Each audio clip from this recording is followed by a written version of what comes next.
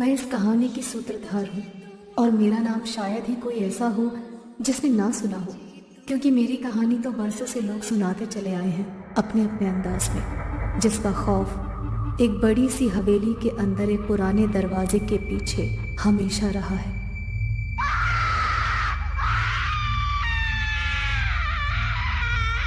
पर मैं हमेशा से ऐसी नहीं थी। मैं तो खूब खेलने वाली एक हंसमुख सी लड़की हुआ करती थी। पर कहते हैं ना कि बुरा वक्त आता है तो भी उसकी खटखटाहट इंसान को सुनाई नहीं देती। ऐसा ही कुछ मेरे साथ हुआ। वो काली शाम जिसने मेरे जीवन को अंधेरे से भर दिया, मैं कभी नहीं भूल पाऊंगी, और ना ये हवेली जो भूल भुलैया बन गई है। मंजू अपने प्रेमी रविंद्र के साथ हवेली से दूर एक शांत वातावरण में एक घने पेड़ के नीचे सुनहरी शाम बिता रही है। रविंद्र के हाथों में किताब है और खुद रविंद्र भी उस किताब में डूबा हुआ है। मंजू रविंद्र को घूरती हुई कहती है, प्रेमिका पास में है पर फिर भी किताब को अपनी प्रेमिका बनाए बैठे हो और उसी में डूब गए हो। फिर मेरा यहाँ क्या काम है भला? मंजू, जैसे तुझे नृत्य में इतनी दिलचस्पी है वैसे ही मुझे किताबों में। अच्छा मुझे बताओ कि क्या नृत्य करते समय तुम्हें तिनका भर भी मेरा ख्याल आता है क्या? मंजू नाव में सिर हिलाती हुई हंस पड़ती है। रविंद्र उसे नजरअंदाज करके वापस किताब में डूब जाता है कि तभी मंजू उठकर रविंद्र के सामने अपना मनोहर नृत्य करने लग जाती है और रविंद्र प्रेम निगाहों से मंजू को देखने लग जाता है। रविंद्र मंजू के नृत्य में खोया होता है कि तभी सहसा ऊपर आकाश में काले बादल छाने लग जाते हैं और धीरे धीरे पूरा आकाश गहरे काले रंग से ढक जाता है। बादलों के बीच से बिजली का कड़कना ऐसा लग रहा था मानो कोई गहरा संकट उभर कर आने वाला हो, और ठीक वैसा ही हुआ। महल से एक दासी नंगे पैर दौड़ते हुए मेरे पास आई और किसी बाबा के आने की खबर की और कहा, रानी जी बुलावा आया है, आप महल में वापस चले। कोई तपस्वी बाबा हैं जिनके लिए राजमाता चाहती है कि आप उनके दर्शन का सौभाग्य प्राप्त करें। ऐसा क्यों भला? और अभी तो हम रविंद्र के साथ है ना, और ऐसा क्या है उनमें जो हम उनके दर्शन करें? पता नहीं रानी जी, पर वो दिखने में बड़े ही भयानक से हैं। उनको देखो तो मानो ऐसा लगता है जैसे पूरे शरीर पर राख मल रखी हो। मंजू रविंद्र की ओर देखती है। रविंद्र मंजू को दासी के साथ जाते हुए देखता है। मंजू दासी के साथ महल में प्रवेश करती है। एक अतिथि का सत्कार कैसे करना चाहिए ये बात मंजू अच्छी तरह जानती थी, इसलिए मंजू ने बाबा को अपने हाथों से भोजन परोसा और स्वादिष्ट जलपान कराया। भोजन ग्रहण करते करते बाबा के मुख से चावल के कुछ दाने छूटकर फर्श पर गिरने लगे तो वो उन्हें भी बटोर बटोर कर खाने लगे और फिर पूरा मुंह खोलकर पानी पीने लगे। मंजू को ये सब देखकर बड़ा अटपटा लगा, पर वो मुंह बांधे बैठी रही। थोड़ी देर बाद जब बाबा खाकर उठने लगे तो मंजू उन्हें रोककर विनती की, तपस्वी बाबा, आप यदि यहाँ से ऐसे ही चले गए तो ये मेरा अपमान होगा। मैं अपने नृत्य से आपका मनोरंजन करना चाहती हूँ, इसीलिए आपसे निवेदन है कि थोड़ी देर रुककर मेरा नृत्य देखें और उसके पश्चात ही आप यहाँ से जाएं। मंजू के मन में एक ही बात चल रही थी, तेरी वजह से मुझे रविंद्र से अलग होना पड़ा। अब देख कैसे अपने नृत्य से तेरा मजाक बनाती हूँ। बाबा मंजू के मन में चल रही बात भाप गए। अनहोनी रोकने के लिए वो वहां से जाने लगे, पर मंजू ने नृत्य आरंभ कर उनका रास्ता रोक लिया।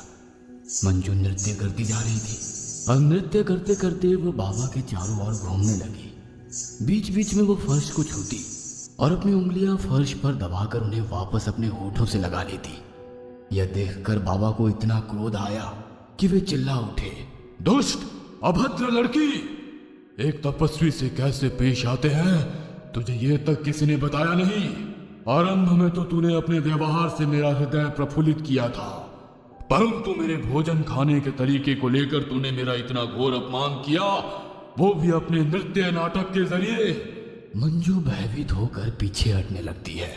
ऐसे अक्षम्य अपराध की क्षमा नहीं होती लड़की, इसलिए जा, तुझे श्राप देता हूं।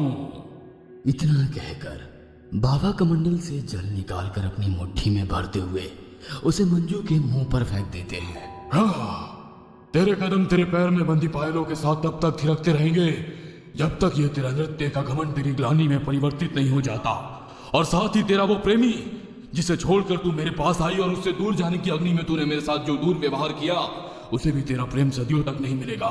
वो तुझे हमेशा हमेशा के लिए भूल जाएगा। बाबा क्रोध में महल से बाहर प्रवेश कर गए। वो काली शाम मेरी जिंदगी में अंधेरा बनकर रह गई।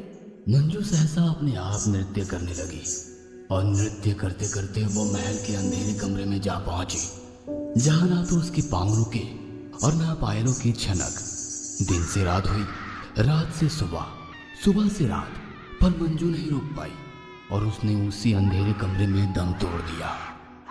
20 साल बाद कुछ दिन बीत गए, पर शापित मंजुलिका अकाल मृत्यु मरी थी और इसी वजह से कई दिन महल के कोने कमरे में पायलों की आवाज आती रही। इतना लिखकर रविंद्र ने अपनी डायरी बंद करी।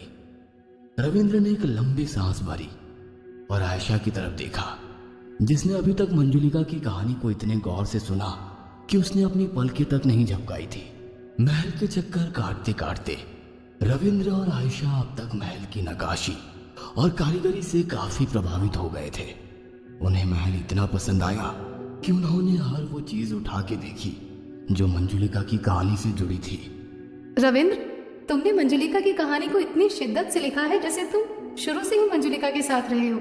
आयशा इतना कहकर रविंद्र की ओर देखकर मुस्कुराती है। मंजुलिका सिर्फ एक कहानी है आयशा, कोई सच नहीं।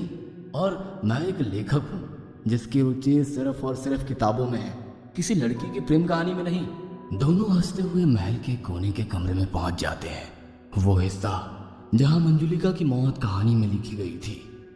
आयशा ताकत से उस दरवाजे को खोल देती है और दरवाजा खोलते ही एक जोर हवा का गर्म सा झोंका आयशा को पीछे धक्का देकर निकल जाता है। ओ रविंद्र, यहाँ तो सब कुछ धूल धूल है। यहाँ कैद किया था तुमने मंजुलिका को? सिर्फ कैद ही नहीं किया, यहाँ मारा भी था। आयशा मुड़कर रविंद्र को देखती है, उसकी आंखों में गुस्सा है। क्या हुआ आयशा? कुछ नहीं रविंद्र। रविंद्र बिस्तर पर लेटा हुआ सोच में डूबा था। कभी कभी हमारे लिखे किस्से, हमारी लिखी कहानियां सिर्फ हम तक सीमित नहीं रह जाती और कोई कहानी कभी झूठ नहीं होती। और अचानक रविंद्र का ध्यान टूटता है और उसे एहसास होता है कि आयशा उसके पास नहीं है। रविंद्र आयशा को ढूंढता हुआ महल में हर जगह घूम रहा होता है कि तभी उसे पायलों की छनकने की आवाज आती है और वो आवाज की दिशा में चल पड़ता है। रविंद्र छत पर पहुंचता है तो उसकी आंखें फटी की फटी रह जाती है। आयशा उसके सामने उन्हीं पायलों में वैसा ही नृत्य कर रही है जैसा रविंद्र ने मंजुलिका को लिखा था। रविंद्र ये सब देखकर बहुत ज्यादा डर जाता है और वहां से भाग जाता है। जैसे ही रविंद्र भागकर महल के बाहर आता है, ठीक उसी वक्त आयशा छत से उसके सामने गिर पड़ती है। आयशा के सर के टुकड़े टुकड़े हो जाते हैं, खून रिस रिस कर बह रहा है। रविंद्र के ये सब देख के होश उड़ जाते हैं और वह वहीं बेहोश होकर गिर पड़ता है। रविंद्र को जब होश आया तो उसने अपने आप को हॉस्पिटल के बेड पर लेटा पाया। वहां उसने डॉक्टर और पुलिस के बीच की बात सुनी। ये पहला किस्सा नहीं है जहाँ किसी और लड़की ने अपना मानसिक संतुलन उस हवेली में खोया और फिर वहां से कूदकर अपनी जान दे दी। वहां पे और भी जाने जा चुकी है मतलब? यहाँ के गांव वाले बताते हैं कि कोई मंजुलिका है। यह सब सुन के रविंद्र के होश उड़ जाते हैं और वो रोते रोते अपनी आंखें बंद कर लेता है। रविंद्र अपने घर वापस आता है और अपनी डायरी खोलकर लिखता है, मुझे नहीं पता मंजुलिका की कितनी कहानियां हैं, पर वास्तव में मंजुलिका है कौन, यह अभी तक एक रहस्य है जो शायद कभी नहीं सामने आ पाएगा। इतना लिखकर रविंद्र अपनी डायरी बंद करता है तो उसकी नजर पहले पन्ने पर जाती है जिस पर लिखा हुआ है, मंजुलिका वास्तविकता या भ्रम। रविंद्र डायरी बंद करके लेट जाता है। उसके दिमाग में अभी भी मंजुलिका चल रही है। धीरे धीरे रविंद्र की आंखें नींद में चली जाती है और रविंद्र के सोते ही उसके बेड के पास रखे आईने में एक औरत की छवि उभरने लगती है। आमी जे तुम्हार, शुद्ध जे तुम्हार, रविंद्र बाबू।